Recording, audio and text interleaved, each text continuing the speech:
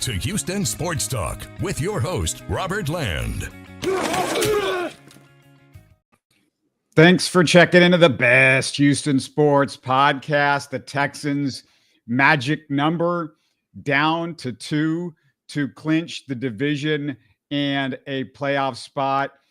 And thanks for joining the Live Texans postgame show, part of the Bleav Network.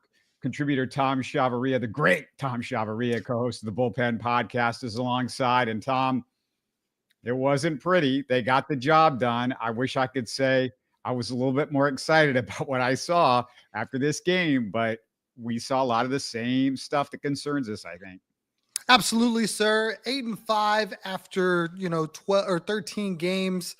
If I'd have told you that at the beginning of the year, you probably would have been okay with that. I think. Could they have gotten there better? Absolutely. But the fact of the matter is they've made it to the bye week. I think these guys clearly could use the time to get right. And we got a game that looked like it, in my opinion. They were kind of looking towards that bye week. Yeah, it was ugly. It's sometimes difficult for me to stay awake for Texans-Jags games. I don't know what it is about this time. But this rivalry is just it's ugly a lot of times, and it's not fun, and it's not exciting. There wasn't much excitement. We're going to get to the one exciting thing that's not so exciting if you're a Texan fan, but it was not what you would want from a team that's desperate to start looking like they deserve to be in the playoffs. I don't know that I would say that they're desperate. I think they know that they are not a completed team. I think they know that. We've heard it from D'Amico. We've heard it from Bobby. We've heard it from basically anybody in a Texans uniform that they are not what they hope to be. It's just they're having a hard time getting there. These are the growing pains that teams go through. I think we were spoiled a little bit by what we saw last season, and now they're kind of regressing a little bit. People don't like the term sophomore slump, but as a whole, the team as a whole, I think, has regressed some. They've got better pieces, but they don't look as good as I think they looked last year. We're going to go over a few things. CJ Stroud, what did we see? Does it look better? Bobby Slowick, what did we see? Defensive issues, what's going on? Is that stuff getting corrected? Tons of stuff to talk about.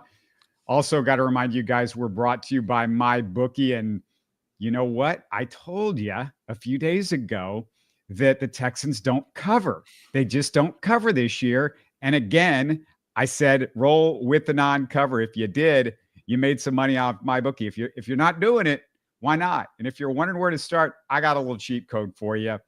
Risk-free Thursdays. Every Thursday, take advantage of a no-pressure bet that's there to help you build up your bankroll. Just look under the Bet Boost tab in the sportsbook, and you'll see it. Basically, a free shot at some extra cash. And who doesn't love that?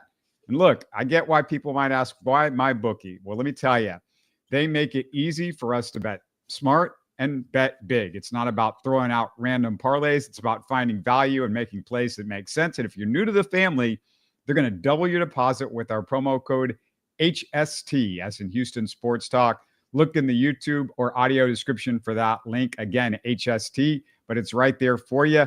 Bet anything, anytime, anywhere. MyBookie. You got to check it out.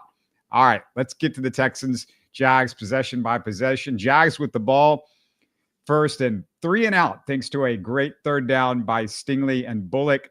Texans first drive after a couple of first down catches to Schultz and Nico. Cade Stover somehow offsides on Nico first down catch. We like to run Nico plays with dumb penalties. So 3rd and 13, Tom. CJ takes what I would call a coverage sack. And Tom, he had Schultz open as an outlet and could have easily kept this one in field goal range. I've been saying this a lot this year. It's something I'm noticing more and more. CJ tends to hold on to the ball just a little too long, trying to make something bigger than he has to, or holding on to the ball too long instead of just getting rid of it and living to fight another day. I saw this again today. He takes a sack that pushes him out of field goal range, and it just I don't know if this is a Bobby Slowick needs to sit down, Gerard Johnson needs to sit down and go, look, I know you're elite. I know you can make these plays. However, there's just times in games, there's punishment you don't have to take. There's losses of yardage you just don't have to take. And for me, this is an example right out of the chute. You know, I get he's looking, he's trying to make this huge play, but the great ones live to fight another day. Peyton Manning didn't have a problem throwing the ball away and getting it on the next play. And I think that's something CJ has to learn. Absolutely. And the Texans forced a stop near midfield. And after a Nico first down catch, Stroud had Tank Dell wide open for a TD, but the throw was late and short. Massive missed opportunity. Stroud, basically between the last drive, Tom, and this one, he cost the Texans 10 points on those 2 opening drives. Absolutely. Something, I don't know if it's his fear of throwing the interception, wanting to see Tank or whoever that deep threat is wide open. There's been a couple throws the last 3 or 4 weeks that he's just underthrown, that he's just kind of lofted it out that way. And if he throws it, with more pace or with whatever you have to get past that last defender, we're talking about Tank Dell with a huge play in his hometown, back to the place where last year Tank kind of burst onto the scene in Jacksonville with that monster play last year. So these are things that we've seen a few times this year where CJ's missed some guys that you feel like he should hit. Yeah, a couple of touchdowns that he missed with Tank Dell we've seen this year.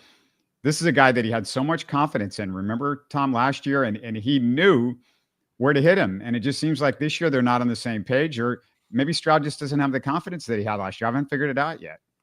Yeah, that particular play that you're talking about, they replayed it and they broke it down. And Tank's even with his defender, that's where the ball should have been let go. And then you see CJ make a step to his right to buy more time to see Tank further down the field. And I think that's why he underthrew it, because then he ran out of time to really set his feet and put all of his leverage into it. So for me, I think these are just mechanical flaws that CJ will clean up over time. But, these are things he wasn't doing last year that we're seeing now, and it's costing the Texans points. Yeah, Sanjay says Stover flag costs us the points, no question. Don't forget that Stroud's buddy is Cade Stover, and that key penalty was his 4th flag of the year, not a breakout rookie season for the kid. You just hope he gets better as things progress. Sometimes these guys take an extra year, but there's not much that I've seen positive from Cade Stover this year. The blocking's not been good. As a receiver, there's nothing explosive about him. So we'll see how that goes. But back to the action. Jags go 3 and out. What does the Texans offense do the third time? Is it the charm?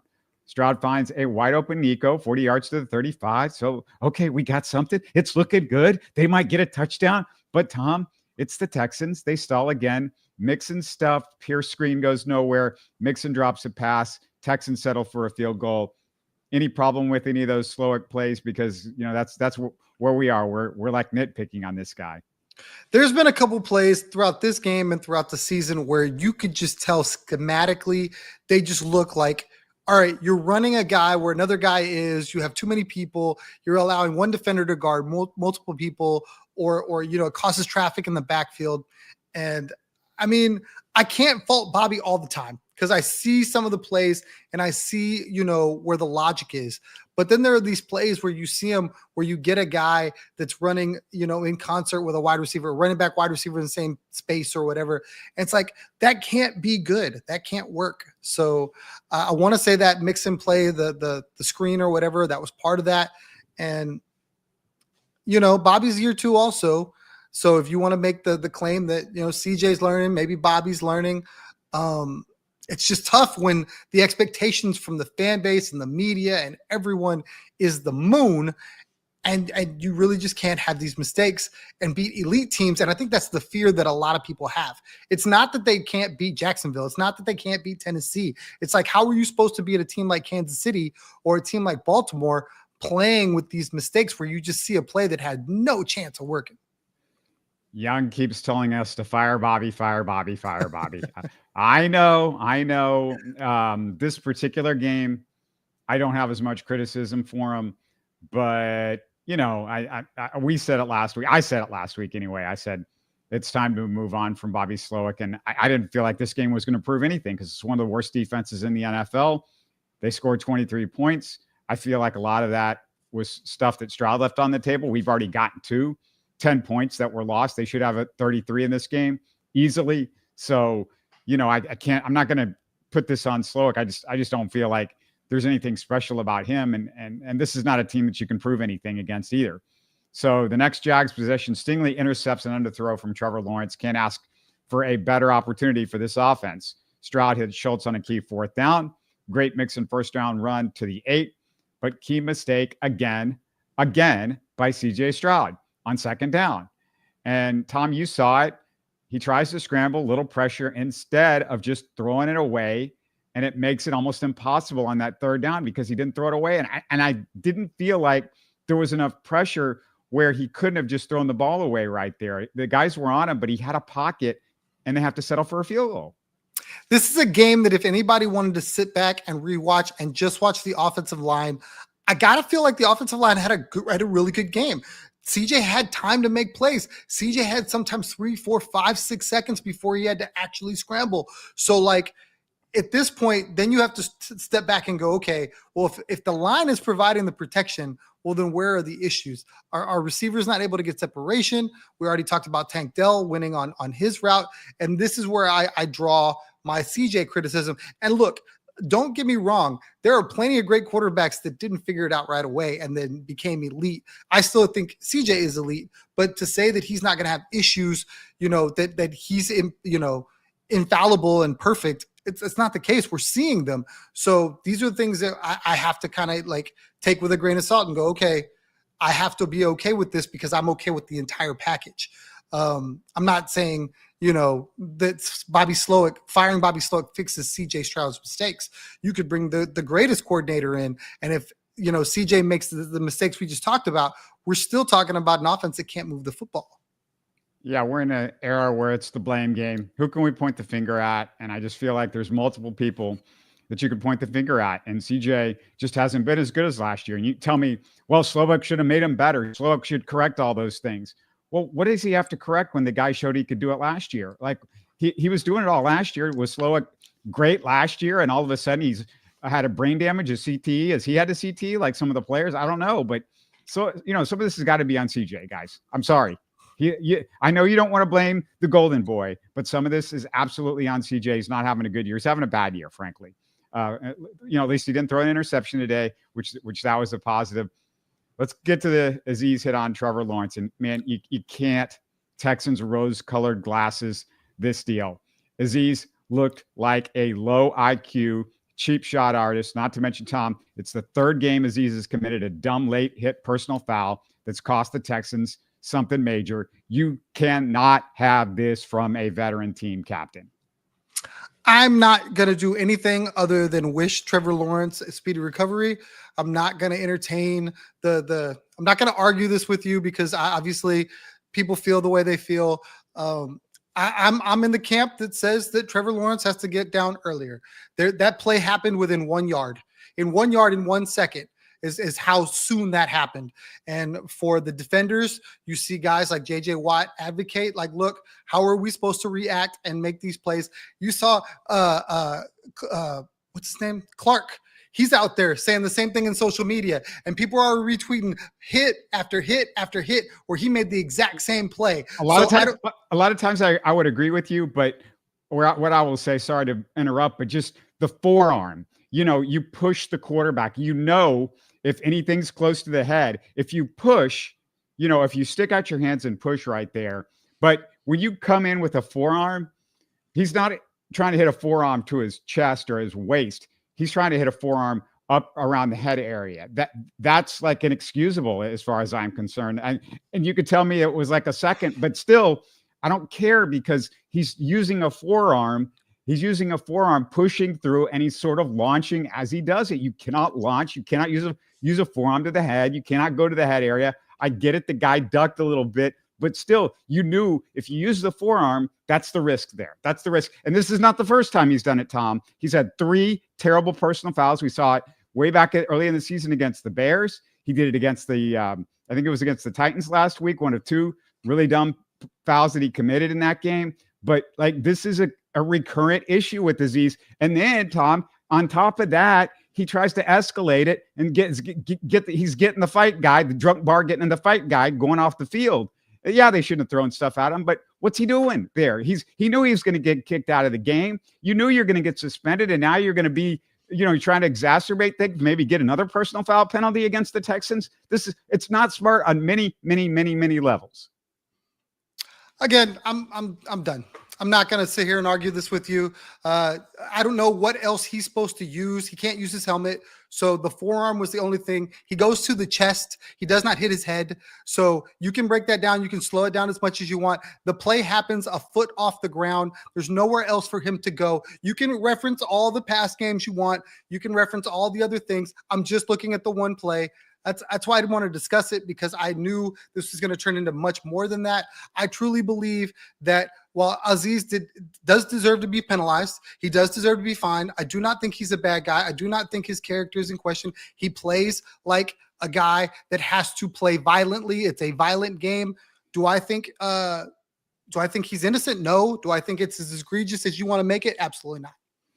Well, the broadcasters disagreed with you. The analysts at halftime disagreed with you. The Texans people that I saw on Twitter disagreed with you. D'Amico Ryans disagreed with you. He told a halftime reporter that we play smart, we play clean. That's not representative of us. So he knew it was a mistake. But I will disagree with D'Amico. They don't play smart. That's 100% representative of you. This Texan team plays anything but smart. Aziz will get suspended, and the Texans lose him in their biggest stretch of the season.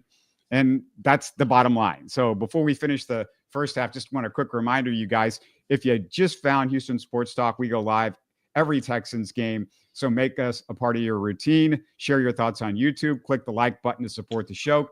Give us a thumbs up. And of course, if you haven't done so, subscribe on YouTube and listen on the go with your favorite podcast app. All right, back to the action. So Mac Jones enters. The Texans get a break on a big Jags holding penalty, settle for a field goal. 6-3 Texans going to what I like to call your Texans high-powered second half offense. Texans can really, really show us how they're a second half offense, but it's a quick 3 and out, blah, blah, blah. Same old story. Stroud 3rd and 3, pass batted down at the line of scrimmage. So on a 3rd down and long, Tom, the Texans somehow let Brian Thomas defensively break free across the middle. God, didn't we just see this last week? A crossing play. Jags settled for a field goal, but this defense, it's back the last couple of weeks to giving up the big plays. Brian Thomas is a really good wide receiver. I thought that the Texans did a really good job making an adjustment to shadow him today with Derek Stingley Jr., and I think it worked in their favor. I just felt like the defense was on the field a lot in the second half, and that's what really hurt them going forward. You can only ask a defense to play at a level for so much. It expends so much energy, and for me, that's what I saw in the second half, especially once the Jags got rolling. Yeah, Gus says I've seen it 6 times this season where there was a no call on someone hitting CJ in the head. The only ones I could see are in the pocket. Those are the ones that they typically miss. There was one play in this game I thought maybe he had got hit in the pocket, but that was also the play that they called the defensive pass interference, which helped in that drive, the one that was on Nico. He says, I've seen it 6 times. Again, I haven't seen a ton of this. I don't feel like the refs always get things right, but I don't feel like it's been egregious one way or the other this year. And the Beast Mode asked, why was Trevor playing if he wasn't 100% and with the Jags no shot at making the playoffs? Well, I mean, they felt like he was doing pretty good. And just because you don't make the playoffs, I don't think you give up on the season. He's your future. He needs to get snaps. You got to see what he can do. He didn't go out of this game because of another injury. He went out of the game because of the Aziz injury. And that's, I don't think there's any argument there. It's not like that exacerbated something else that was going on with him. So the Texans, let's go to their next drive. First down, throws to Nico and Schultz, mixing 2 huge runs, 30 yards to the 7, follows it up by scoring on the next play. Great run blocking, Tom, and a second half touchdown. What is that? And again, a second half touchdown. Can you explain that to me? What does that mean? It means the offense put the ball in the end zone after the halftime whistle. Great play calling by Bobby Slowick. Nobody wants to say that. The issue that I had with Bobby early on in the game was they didn't run the ball more. I think that they used what happened in Tennessee as kind of like a referendum, and they abandoned the run. And Jacksonville's the 26th ranked run defense. I thought that should have been something they leaned into and stay committed to. But again, that's my opinion. I'm glad they got to it in the second half, and it led to touchdowns. After a Jags 3-and-out, Texans great field position thanks to a Jags special teams penalty.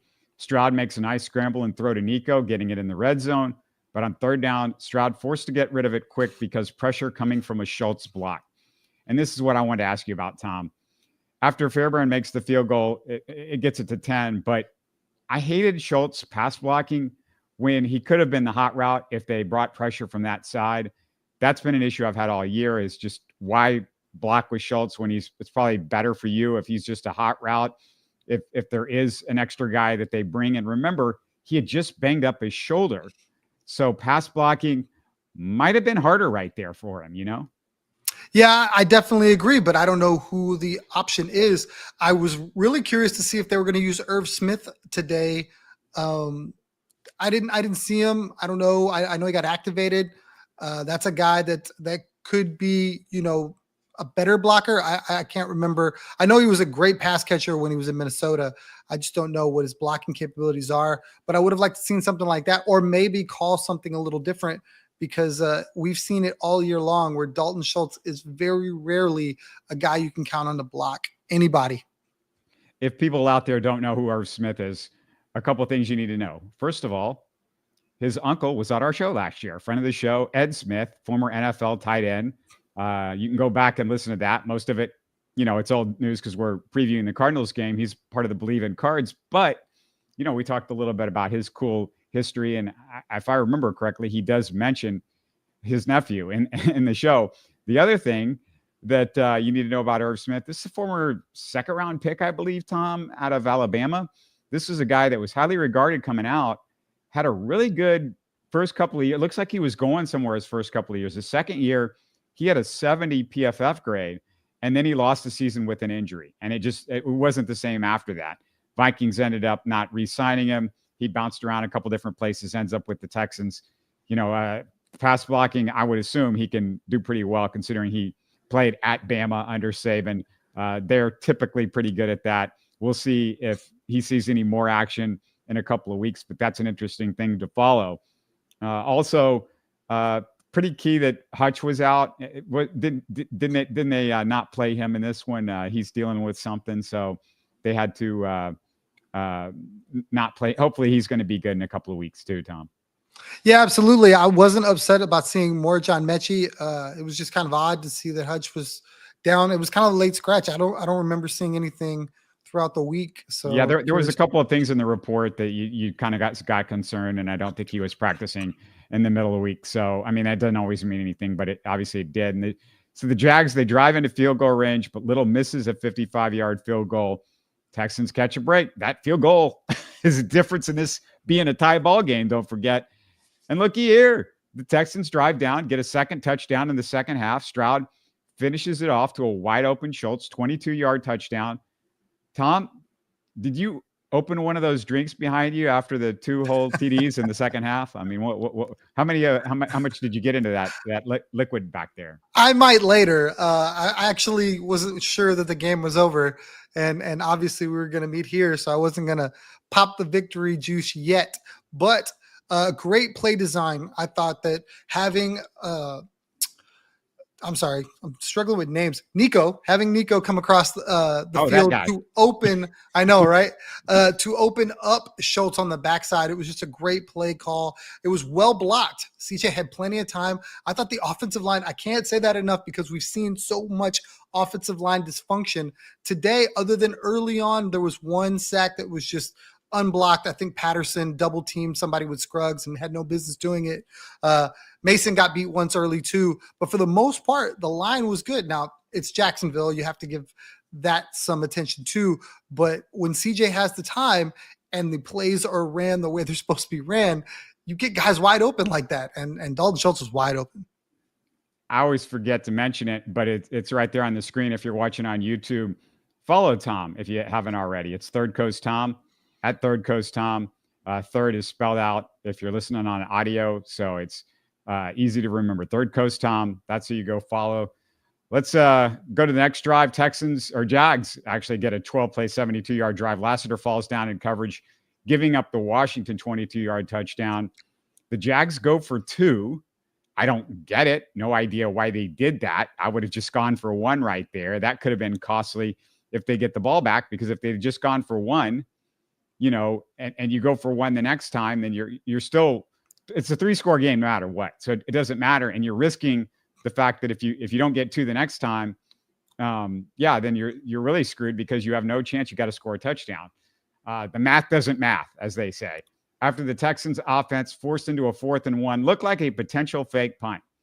But Tom, I wanted to ask you about this. MJ Stewart called for his 3rd special teams penalty in the last 2 weeks. Early in the game, Jimmy Ward gets banged up. Stewart in. Terrible job tackling on a run play. They break it big because he just doesn't wrap up. He had help on it. The guy was slowed down. He didn't do the job. I'm not sure at this point what the point of MJ Stewart is on the roster for a team desperate for safety help and a team that doesn't need special teams penalties to screw him up. What does this guy do well? I don't know. I mean, when you're talking about a dude that's probably towards the end of the roster and not somewhere in the middle, it's just the way it works out, right? He's the 4th safety, I think, if you do the math. So it's really tough to expect, the sun and the moon and the stars. Now, I believe MJ Stewart has to tackle. That's a prerequisite to play football.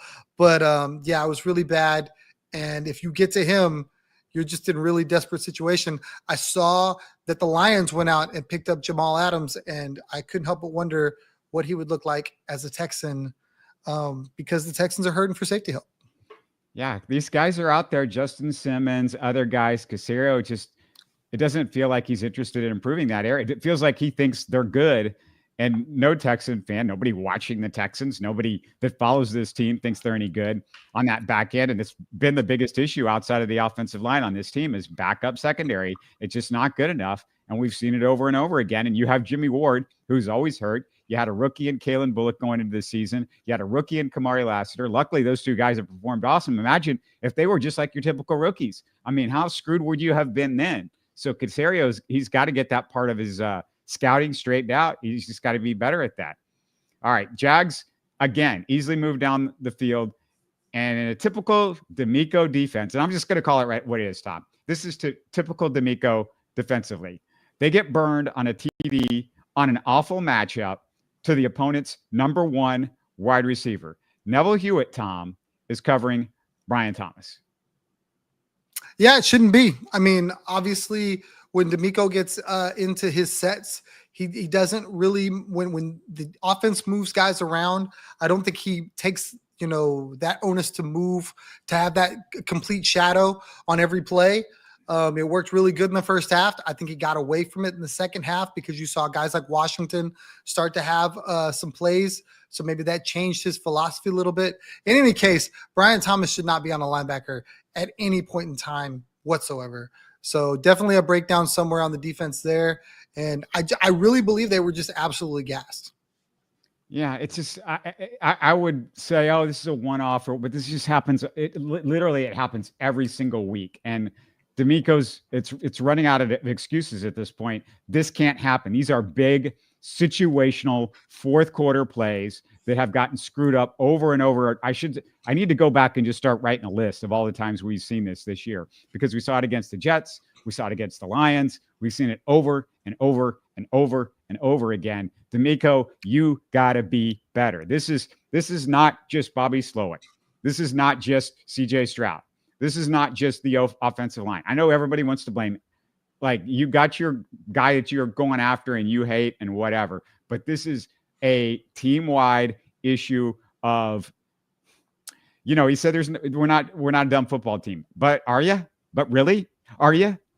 Come on, guys. And it's at this point, Tom, where I'm asking also, why haven't I heard Will Anderson and Danielle Hunter's name called? Where were they? I mean, did they make any plays in this game? Did you hear their name in this one?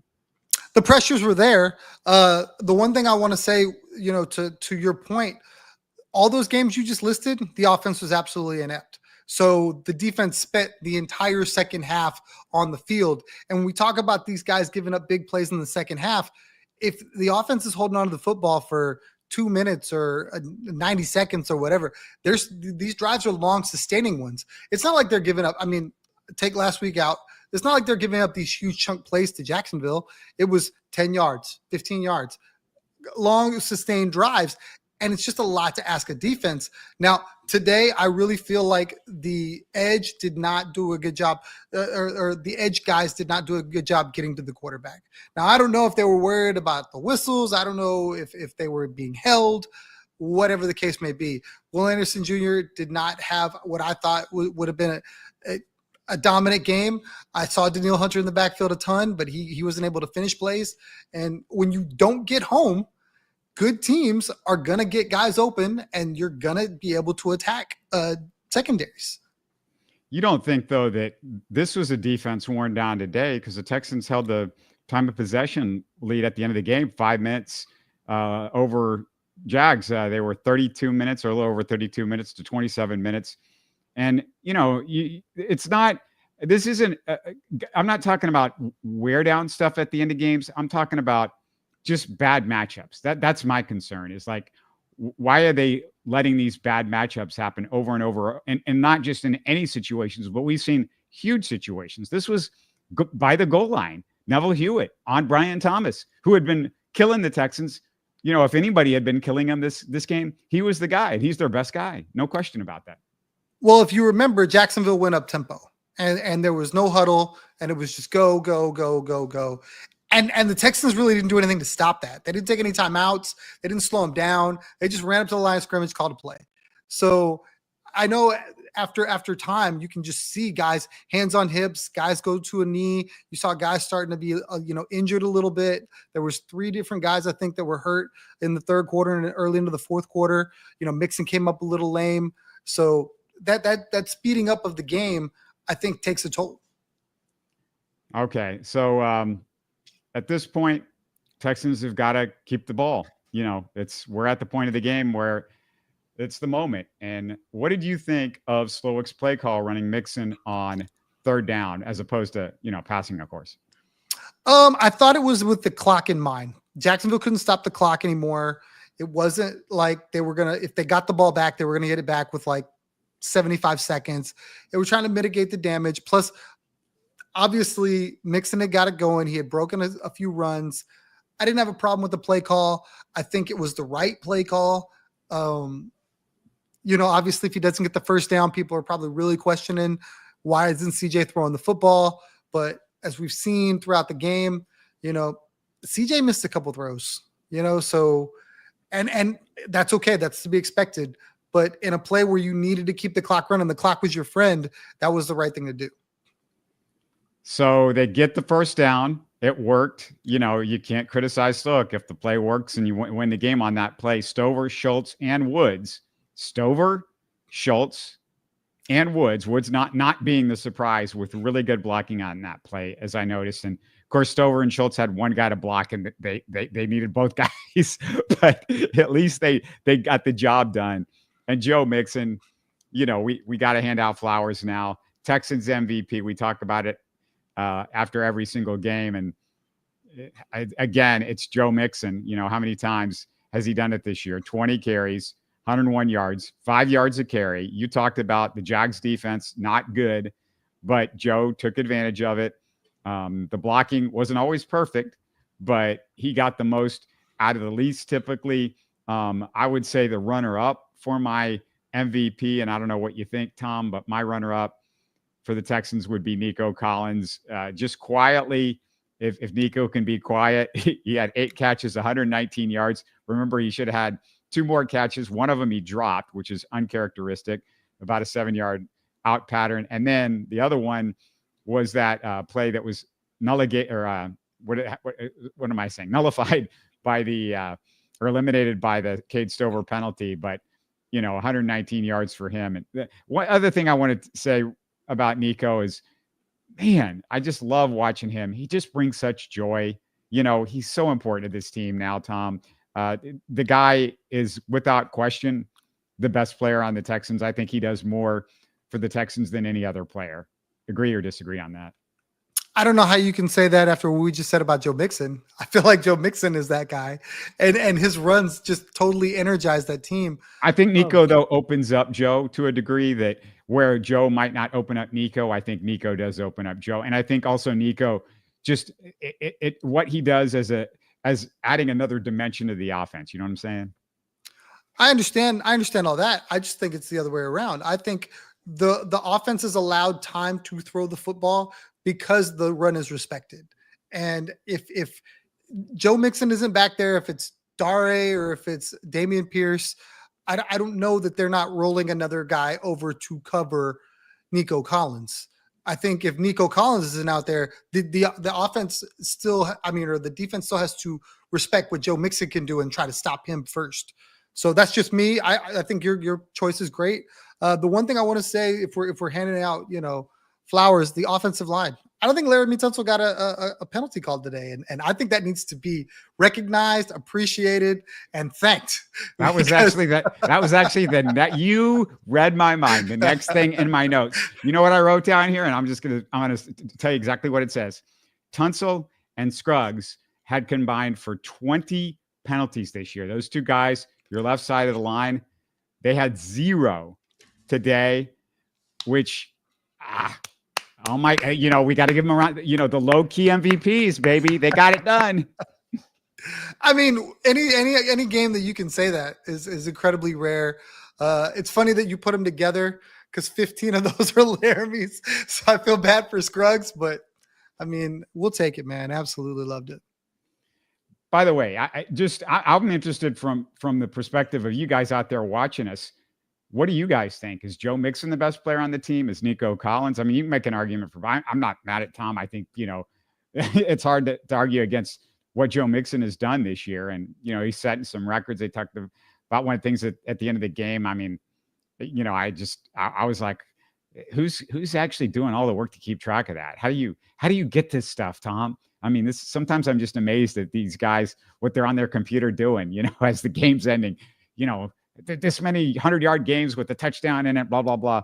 It's amazing. But yeah, just hats off to Joe and Nico. And so one of the frustrating things about this year, Tom, is I feel like, man, this team I don't feel like it's got a chance to go anywhere.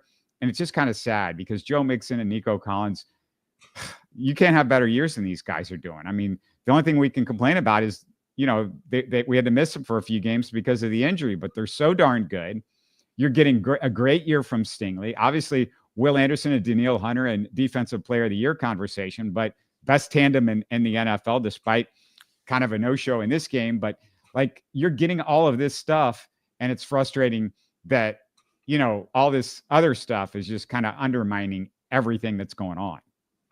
And that's what gives me really hope that this team can do some very special things towards the end of the season and into the postseason, is because of all the players you just named, all the potential studs that you just named. And while they're not good week to week, or they haven't put it all together yet, if they put it together on a postseason run, you'll forget all about some of the dumb stuff that happened throughout the season, because that's when it matters most. Yes, I would love to see them put up 50 burgers like the Detroit Lions and have the entire league and media just gushing about them week in and week out. But if the Lions go into the postseason and lay an egg, and the Texans go into the postseason and ball out, no one's going to remember what the Lions were doing earlier. I mean, yeah, they may talk about it, but it'll be more impressive what the Texans are able to do if they put it all together. So when I see fans on Twitter and social media just lose their minds and this team is washed and CJ's washed, and last week it was like, I wish, people were saying outlandish things like, Deshaun Watson, I wish he was my quarterback, things of that nature. You guys got to tone it down, because I'm telling you, there's a lot to be excited about this team this year and going forward. Yeah, and the frustration, we knew was going to come if they came anywhere close to not looking as good as they did last year. We knew this was going to happen. We also knew, Tom, and I think you and I discussed it early on, or maybe before the season, in the preseason, the odds are that they weren't going to be as good as we thought they were, because, things went right last year. The schedule was easier, although it's frustrating because they're not taking care of business against some of these garbage teams. You know what I'm saying? That I think that's what really ticks fans off, is not losing necessarily to the better teams in close games, but I think the fans are really concerned is are they really any good? You're basically, barely beating Jacksonville, or barely beating the Bears, or barely beating the Colts, or, a lot of these teams that you would just expect them to run over. Yeah, and then you turn around and you look at what Kansas City's doing, and nobody fears them at 11-1. And they barely beat Carolina, and they barely beat Las Vegas, and they barely beat all these other. They need things to go their way to win all these games. There's a scenario where Kansas City could be 8-5, just like the Texans, easy, and then there'd be a different conversation being had. But because of the pedigree they have, and because of the history, obviously Kansas City, well, they're that team. So I Bleav that there's a scenario where the Texans can get there, and these are growing pains to get there. And you look at some of the best quarterbacks in the league, and they don't have a lot of hardware to show yet, but people still Bleav they'll get it. Josh Allen doesn't have any hardware to show. Lamar Jackson doesn't have any hardware to show. He's supposed to have done this for years. We're talking about CJ having issues in year 2, and he's got, I think in my mind, a head start on a lot of these guys with a team that's coming together nicely, and they're being in contention for things. And for me, if I keep that glass half full, I think that there's always something that you can build on with this Texan team. They go draft some of that great UT offensive line that we saw last night beat Texas A&M, and look out, the Texans are ready to go to work. The Texans lost to the Vikings. Still looks pretty good. They're 10-2. The Lions are still pretty darn good. FYI, the Bears put up a fight despite their terrible coach that they finally fired. So, I mean, some of these losses are close games. It's like it doesn't look as bad because, I mean, for the most part, they've gone against teams that are really, really good in the NFL, and that's okay. It's the Titans lost last week, and again, some of these barely beating these teams that are just kind of garbage. That's the real frustration, I think, at least for me. That's me personally. The Colts, they pulled one out, so the Texans can only knock one off the magic number. So they either need to win 2 games or the Colts need to lose 2, but there's some combination of that to take the division. The Colts won 25-24 over the Patriots. And I don't know, Tom. Drake May, 1 touchdown, 1 interception, but 24 of 30, 238 yards. Did we need to give the Patriots another pretty good young quarter? I mean, didn't they get enough luck for like 20-something years? That part ticks me off because that team's got some issues, but it ain't Drake May right now. That's for sure. No, but one of the things you didn't talk about was how thoroughly the Texans went into Foxborough and beat New England. I look at things like that. There are cases to be made for this Texan team as being the most dangerous team nobody wants to see. You know what I mean? Yes, their division is very bad. Yes, their record is good, not great. But when you look at some of the names on this roster, Danielle Hunter is an MVP for Gus in the chat. I mean, there's a lot of good talent on this football team. And once you get to the playoffs, it's 0-0 for everybody. Also, Richardson still is Richardson, 12 for 24, 109 yards. Somehow they still won. He got a couple of touchdown passes, but he also threw a couple of picks. I mean, that's very Anthony.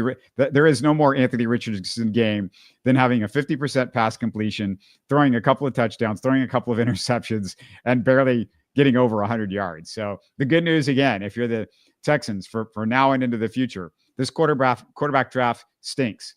Anthony Richardson, not good. Trevor Lawrence, not good. Even when he was out there, I wasn't scared. Like, Tom, this division, unless Levis comes on, which it's looking like he could, he's starting to show some potential. Unless he can come on, this division's going to be there you're going to be in it, for the next few years, as long as CJ Stroud, continues, I think, to progress a little bit from the guy that we've seen the last few. Just hopefully the last few games is not the CJ Stroud we see going forward. And, there's talent on this team. That's a lot of it's coming back next year, which is a good thing too. Absolutely. Will Levis, the Tennessee game last week for me was Will Levis's best game of his career. It was Tennessee's best game of the entire year. And the Texans had to make tons of mistakes to lose that game. So as much as the Texans could be, washed, as some people say, there's a call this way, a call that way, this thing that way, where they're 10-1, or I'm sorry, 11-1, and we're talking totally different. All right, let's close it all out. Just get in the comments, guys. Even if you're watching this on tape, we want to hear you on YouTube. What do you guys think? Let us know. let Tom know what you think too. It's Third Coast Tom. Check him out. Again, it's the Bullpen podcast, Make sure you subscribe to him over there too. So it gets a little bonus baseball besides me and Steven in the midweek. You get a little Tom, and you get us on game days as well. And Tuesday, Steven, of course, him and I are back midweek. Texans, Rockets, Astros takes. We'll try to get a guest going forward as well sometime this week if I can get that in. I want to thank our sponsor, MyBookie. Don't forget, they're going to double your first deposit up to $1,000. Look for the link and promo code in the description. And as I always do, I want to thank Tom for taking the time. Just really generous of him to give us time this season and help us out with the post-game show. Really appreciate it. Until 2 weeks from now, it's going to be 2 weeks. Dolphins, huge game. This is the stretch, baby. Got to get it in gear. Until then, we'll talk to you soon. Take care, everybody. Have a great one. You're listening to Houston Sports Talk. Hey, you can support the show by subscribing on YouTube and commenting on the videos. Listen to Houston Sports Talk on Spotify, Apple, Stitcher, and Google. Don't forget to tell a friend and share our show on social media. Spread the word, everybody. Thanks for listening.